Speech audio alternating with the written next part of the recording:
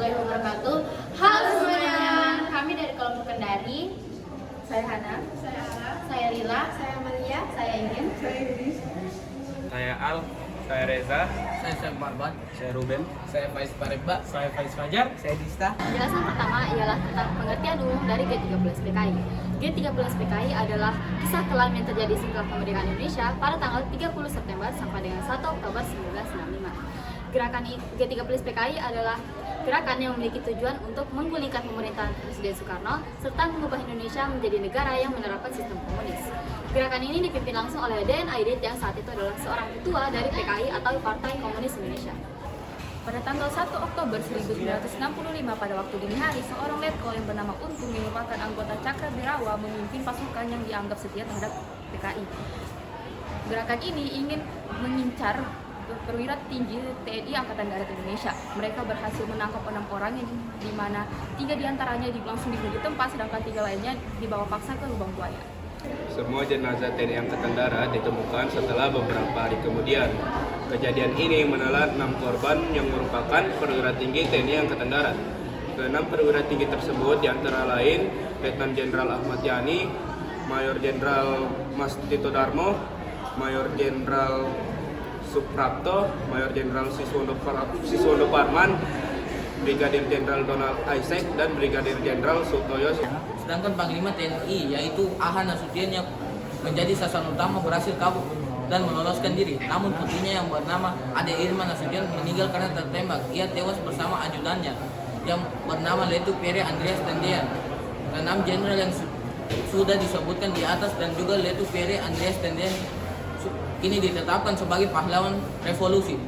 Sejak diresmikannya Undang-Undang Nomor 20 Tahun 2009, gelar tersebut sudah diakui sebagai pahlawan nasional.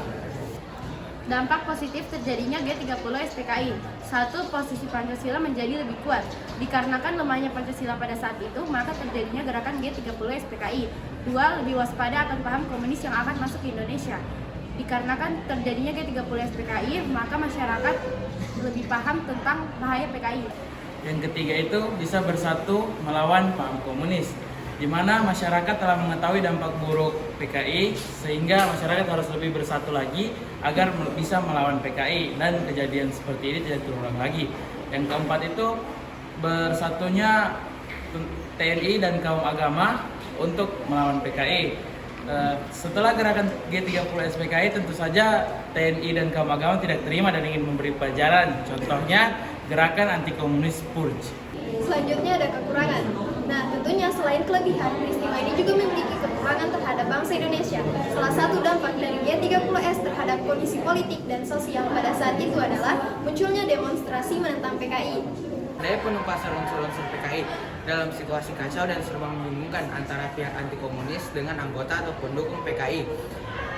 Sekelompok anggota anti komunis pun mendesak Presiden Soekarno agar membersihkan semua kabinet di Kora, DPR GR, MPRS, dan semua lembaga negara dari unsur komunis. Dampak negatif yang ketiga yaitu dalam bidang ekonomi. Jadinya peristiwa G30 SPKI ini menyebabkan akibat berupa adanya inflasi yang tinggi dan diikuti dengan kenaikan harga barang. Kehidupan sosial masyarakat semakin mencekam dan penuh teror akibat adanya pengusiran, penghancuran, penjarahan, pembakaran, dan pembunuhan. Munculnya Tritura. Tritura adalah singkatan dari 3 tuntutan rakyat. Tritura ini dicetuskan dan disuarakan oleh Kesatuan Aksi Mahasiswa Indonesia atau singkat kami yang tergabung dalam Front Pancasila dan dilindungi oleh tentara. Tritura ini dimaksudkan sebagai bentuk protes kepada Soekarno karena dianggap tidak dapat mengatasi buruknya ekonomi dan tidak dapat mengusut G30S PKI pada masa pemerintahannya. Menurut kelompok kami, tindakan G30S PKI ini sangat tidak dibenarkan dan ada 2 alasan mengapa tindakan ini sangat tidak dibenarkan menurut TAP MPRS XXV MPRS 1966. Alasan yang pertama, ajaran atau paham komunisme, marxisme, leninisme itu bertentangan dengan Pancasila. Itu dikarenakan orang-orang menganut paham komunisme, marxisme, leninisme itu dalam sejarah kemerdekaan Indonesia telah terbukti beberapa kali berusaha menjatuhkan kekuasaan pemerintahan Indonesia dengan cara kasar. Alasan yang kedua yaitu orang-orang yang terdapat dalam Partai Komunis Indonesia telah terbukti dalam sejarah kemerdekaan Indonesia buat merobohkan atau merusak kekuasaan pemerintah yang sah dengan cara kekerasan.